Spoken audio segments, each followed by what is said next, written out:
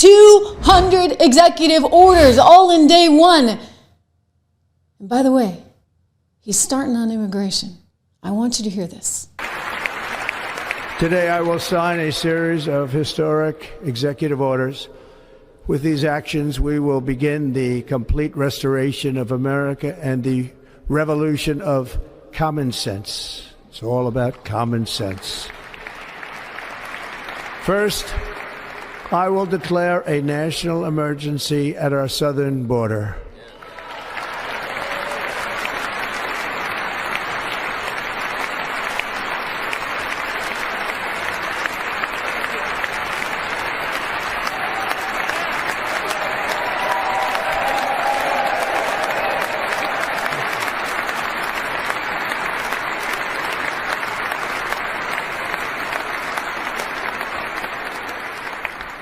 All illegal entry will immediately be halted, and we will begin the process of returning millions and millions of criminal aliens back to the places from which they came.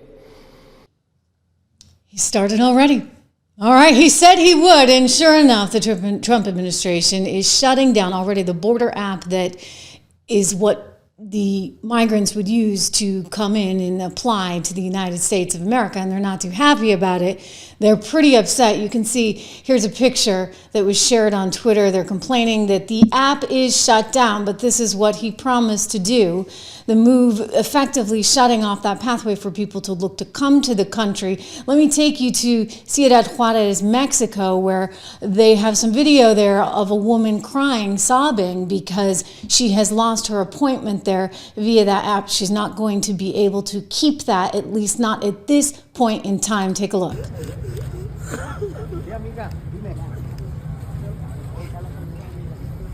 And of course, the media getting a lot of footage, and she's very upset. So this is the picture that you're going to see probably in the New York Times in a short amount of time, because they will most definitely play up the anguish of some of these people who want to come to this country and try and tug on everyone's heartstrings that way. But there's still sort of the harsh, cold reality, which no one really wants to talk about, but it's the common sense approach, which is that, you know what, you've got to be able to account for the people that are coming in.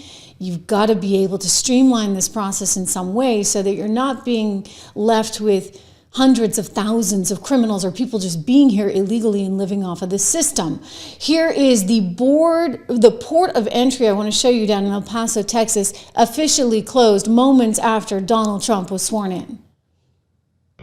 Beyond this point will result in the arrest, prosecution, and possible application of force. So, and they're saying it in Spanish too, just in case you don't understand. The port of entry there being shut down in El Paso, Texas, moments after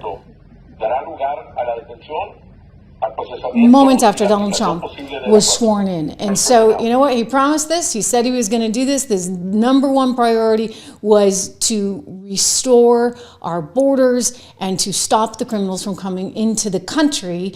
And by the way, rounding up any criminals that may be here. So what do we see now? Well, migrants are getting worried. Apparently they're leaving some of these shelters because they're fearful of ICE raids that are looming. Donald Trump and Tom Homan, who's running this program, have said that they would begin those raids as early as today. It's expected that one of the big ones is happening in Chicago tomorrow. Donald Trump making it clear there in his speech today that we can't have criminals, we can't be harboring criminals in the United States like this. But first, we must be honest about the challenges we face. While they are plentiful, they will be annihilated by this great momentum that the world is now witnessing in the United States of America. As we gather today, our government confronts a crisis of trust. For many years, a radical and corrupt establishment has extracted power and wealth from our citizens while the pillars of our society lay broken and seemingly in complete disrepair. We now have a government that cannot manage even a simple crisis at home, while at the same time stumbling into a continuing catalog of catastrophic events abroad.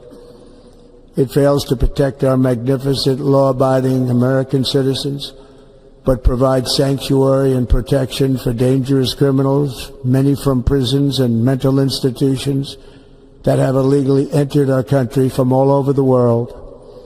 We have a government that has given unlimited funding to the defense of foreign borders, but refuses to defend American borders or, more importantly, its own people.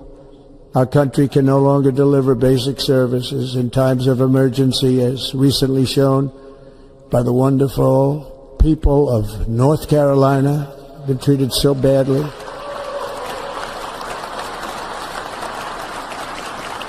And other states who are still suffering from a hurricane that took place many months ago. Or more recently, Los Angeles, where we are watching fires still tragically burn from weeks ago without even a token of defense. They're raging through the houses and communities, even affecting some of the wealthiest and most powerful individuals in our country, some of whom are sitting here right now. They don't have a home any longer. That's interesting.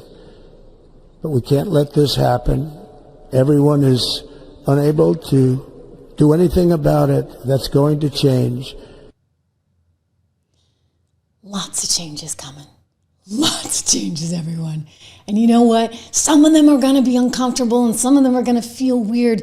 But you know what? You got to have a disruptor in there. Time Magazine actually calling him a disruptor. I consider that a very positive term. We talk about disruption when it comes to markets and the opportunities that are created from all that disruption. Well, Trump, the disruptor, is here and he means business. Quick shout out for one of our sponsors here on the Trish Regan Show. That would be American Hartford Gold. You can get up to $15,000 right now in free silver with qualifying offers. You can call them at 1-844-495-1115. You can text my name, Trish, to 65532. Again, text Trish to 65532 today for more on this $15,000 worth of free silver offer, or just go to trishlovesgold.com. trishlovesgold.com. We're going to talk a little bit more about the markets coming up, including the crypto markets, because wow, they have been on fire for sure. The markets overall have been on fire for sure.